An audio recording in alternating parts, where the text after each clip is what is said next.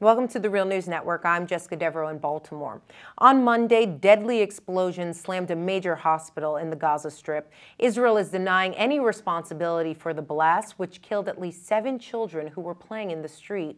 In Israel, officials and media reports said at least 5 militants from Gaza managed to cross into Israel. They're saying it probably happened through an infiltration tunnel originating in eastern Gaza. This is all happening as talks of a ceasefire have led to nowhere. Now joining us to discuss all of this are our 2 guests. Phyllis Bennis is a fellow at the Institute for Policy Studies in Washington, D.C. She's also the author of many books, including Understanding the Palestinian-Israeli Conflict, a primer. And also joining us from Israel is Leah Tarachansky. She is our Middle East correspondent reporting on Israel and the Palestinian territories. Thank you both for joining us. Thank you. Leah, let's start off with you since you're there on the ground to give us a sense of the death toll. It's not just a matter of a numbers game here, but it's really important for our viewers to understand the proportionality of these killings. Can you just give us an update on both sides? How many civilian deaths are we talking about? Yeah, so the death toll on the Gaza Strip is about 150 people. Of them, 82% are civilians, according to UN numbers. On the Israeli side, with the recent attack that happened today, the death toll is 59. Out of those, 88% are soldiers in combat. So only 12% of the Israeli casualties are civilian. And Leah, there was actually a cabinet meeting held today there in Israel. Can you just give us an update on what transpired? Sure. I mean, you have to look, during this war, there's been cabinet meetings almost every day. And when you look at the language of what they're talking about there, you have to remember that a year ago, the biggest threat to Israel was Iran, according to the cabinet. 6 months ago was the Arab Spring, and then Hamas and Fatah formed a unity, and now Hamas is the biggest threat challenging Israel. The language when we started this war was that the biggest thing, that the biggest aim of this war is to restore quiet, whatever that means.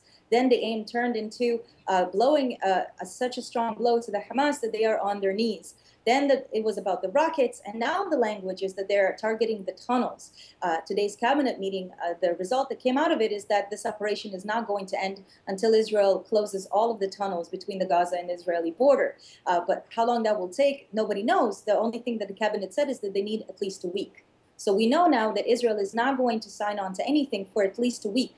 Also today, in the Israeli daily Haaretz, there was a classified U.S. document that was leaked, revealing that while Obama, in his phone conversation with Netanyahu, said that it's very important to bring the PA and Mahmoud Abbas into the fold, the classified document that was leaked doesn't say anything about Mahmoud Abbas, and also only says that 3 points. That a ceasefire would include the end of actual firing on both sides, and that these 2 sides will then meet in Cairo to discuss some kind of future negotiations, the opposite of what Hamas is demanding.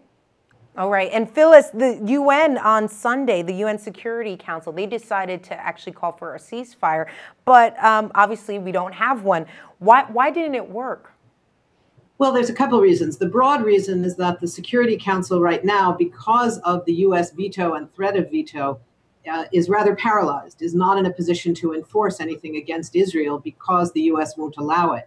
The technical reason is that the decision that they made at midnight or so on Sunday night was not to pass a resolution at all, but simply to issue what's known as a presidential statement, which is a statement reflecting the unanimous views of the council members, but that has no authority, no enforcement, no force of international law. It's what they do when the U.S. vetoes or someone else vetoes, mostly it's the U.S., or threatens to veto, and they don't want the U.S. to have to get up publicly and say, we are hereby vetoing a call for a ceasefire.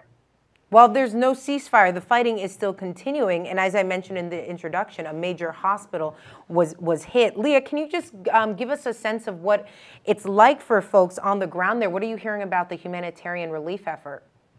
Sure. I mean, I just got a text message from a friend in Gaza.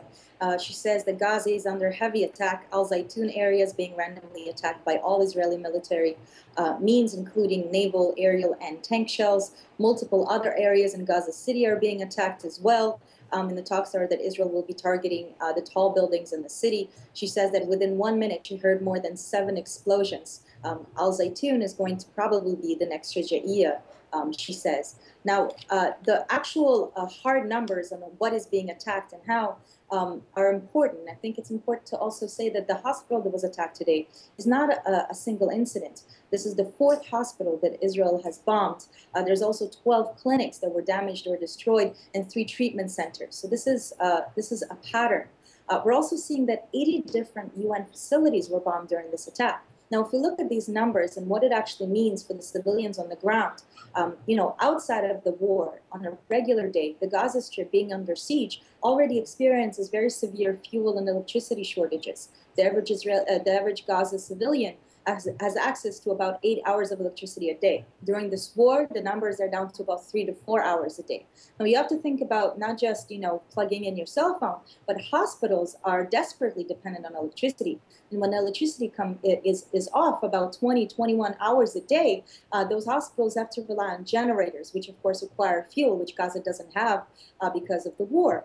So when the generators go out, which happens often, anyone who's dependent on electricity dies. We saw this week the 3 babies born prematurely died because they couldn't deliver them the oxygen in the incubators. There's all kinds of other effects. For example, doctors are reporting, according to journalist Jesse Rosenfeld, who's on the field in Gaza, that there's an increase in 15 to 20% of premature births. So there's all kinds of effects of this war that are beyond just the hard numbers. Here in Israel, on the other hand, there is an increase in the number of rockets on the south. Today we heard rockets all the way as high up north as Haifa. But regular life more or less continues. We are not under siege. Most Israelis continue to live their normal life. And even though the economy has shrunk significantly, more than 15%, most Israelis don't really live this war, which might explain why the recent poll shows that more than 86% of Jewish Israelis are opposed to a ceasefire. Yeah, I mean, Phyllis, you just heard Leah describe some of the conditions there in Gaza. You can't help but think, why hasn't the international community really come out and express outrage over this? What's your take? Well, I think the international community has come out and is continuing to come out and express outrage, because I consider the international community to be people more than governments. And people are on the streets in capitals around the world demanding a ceasefire, demanding an end to the siege. People, unlike governments, understand that a simple ceasefire in place, leaving all of what Leah was just talking about, these horrific conditions on the ground in Gaza, as if they were acceptable if we're not bombing them, that's not going to work, that it needs to be a ceasefire grounded in opening the crossings, allowing Gaza to breathe. The problem is there's not enough governments that are prepared to challenge the United States on this. I think that there is a huge gap between the US government position and public opinion, even here in the United States. When recent polls, they're changing a lot. I mean, they're still showing support for Israel, but not nearly at the level that we have historically seen in this country.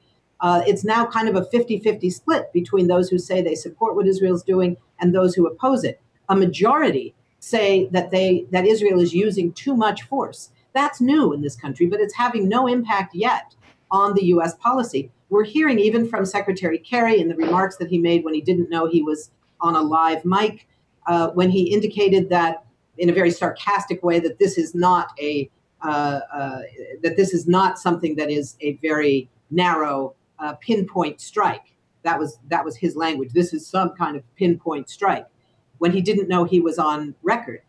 On the record, he comes back and supports the Obama administration position, the congressional position, in which we've seen the Senate vote 100-0 to support a completely one-sided resolution condemning Hamas and holding Israel absolutely blameless, saying that Israel has the right to do whatever it's doing. We stand with Israel. We stand with Israel. And it was a voice vote. Not a single member of the Senate either stood aside or voted no.